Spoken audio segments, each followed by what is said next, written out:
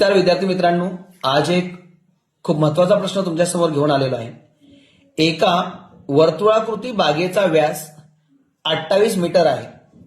त्या बागेभोवती राजूने 5 फेऱ्या मारल्या तर त्याने किती अंतर पार केले असा प्रश्न आहे।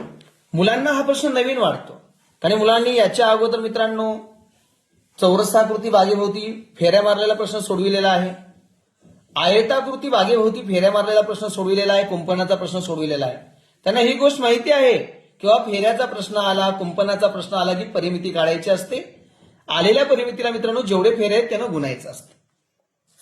या ठिकाणी फक्त आकृती बदललेली आहे मित्रांनो, प्रश्न तोच आहे। जी बाग आहे ना ती बाग मित्रांनो वर्तुळाकृती आहे।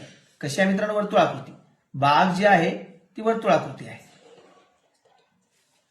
मग आपण आयताकृती बागेचं परिमिती काढत होतो, आता इथं मित्रांनो आपल्या वर्तुळाकृती बागेची परिमिती काढणं आवश्यक आहे।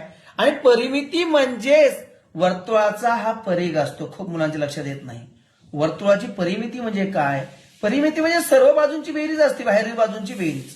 मग या ठिकाणी परिघ काढायचा आहे, ही परिमिती आहे वर्तुळाची। कडेची पूर्ण लांबी काढायची आहे, वर्तुळाचा परिघ काढायचा आहे। मग परिमिती हा परिघ निघाल्याशिवाय तुम्हाला मित्रांनो उत्तर येणारच नाही। वर्तुळाचा परिघ कसं काढतात? वर्तुळाचा परिघ काढण्याचं सूत्र खूप सोपं आहे मित्रांनो। बघा, वर्तुळाचा परिघ म्हणजे वर्तुळाची परिमिती काढूया मित्रांनो। त्यानं जर एक फेरी जर मारलं तर किती अंतर पार करेल आपण काढूया मित्रांनो। वर्तुळाचा परिघ काढण्याचे दोन सूत्र आहेत, एक आहे त्रिज्या असल्यास आणि एक आहे मित्रांनो व्यास असल्यास। दोन्ही सूत्र समजून घ्या। हो का, पहिलं सूत्र त्रिज्या असल्यास 2 पाय आर। बघा 2 पाय आर त्रिज्या असल्यास 2 पाय वापरायचं, आणि जर त्यांनी व्यास दिलेला असेल तर मित्रांनो पाय डी सूत्र वापरायचं, पाय डी। आता खूप मुलांसाठी हे नवीन शब्द असतील, कुणाकुणासाठी नवीन आहेत बघा। पाय काय, आर काय, त्रिज्या, डी काय। मित्रांनो पायची किंमत 2 आहे, समानच आहे, व्हॅल्यू समान आहेत त्यांच्या, पण घेताना 2 आहेत। एक आहे 22/7 अपूर्णांकामध्ये आणि दशांश चिन्हामध्ये यालाच लिहिताना पायची किंमत 3.14 लिहितात। समजून घ्या आधी कशाची काय किंमत आहे। पायची किंमत 22/7 किंवा 3.14। आर म्हणजे मित्रांनो आपली त्रिज्या असते, रेडियस, त्रिज्या। आणि डी म्हणजे मित्रांनो व्यास असतो। बघा ह्या सर्व गोष्टी लक्षात आल्या तर आपल्याला सूत्राचा उपयोग होईल मित्रांनो। डी म्हणजे व्यास। आता आपण मित्रांनो पायची किंमत समजून घेतली, आरला त्रिज्या म्हणतात, डी व्यास म्हणतात। आता तुम्हाला प्रश्नामध्ये त्रिज्या दिली का व्यास दिली बघा, जे दिलं त्याच्यावरून मित्रांनो परिघ काढूया। आता तुम्हाला या ठिकाणी दिलेला व्यास आहे म्हणजे मित्रांनो आपण पाय डी वापरूया, पाय डी वापरून वर्तुळाचा परिघ काढूया। पाय म्हणजे 22/7, डी म्हणजे 28, व्यास दिलेला आहे।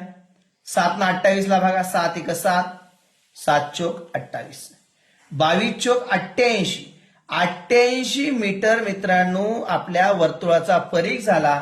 म्हणजे राजूनं जर एक फेरी मारली ना वर्तुळाभोवती, एक फेरी, तर त्याची एक फेरी 88 मीटर होणार आहे। एक फेरी 88 मीटरची आहे, त्याला किती फेऱ्या मारल्या? 5। एक फेरी 88 मीटर, 5 फेऱ्याची किती? 88 गुणिले 5, कारण 5 फेऱ्या मारायचे।